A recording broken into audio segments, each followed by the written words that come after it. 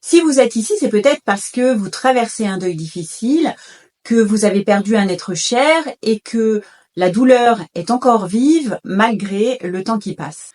Quand on parle de faire son deuil, on parle d'un processus qui prend du temps, qui traverse différentes phases, mais il se peut aussi que ce processus, à un moment donné, se bloque.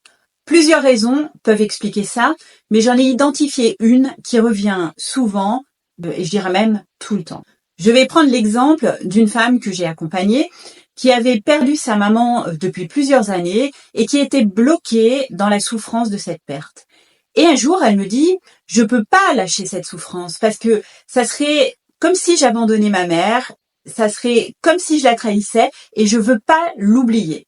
On retrouve aussi une forme de culpabilité qui se rajoute à ça.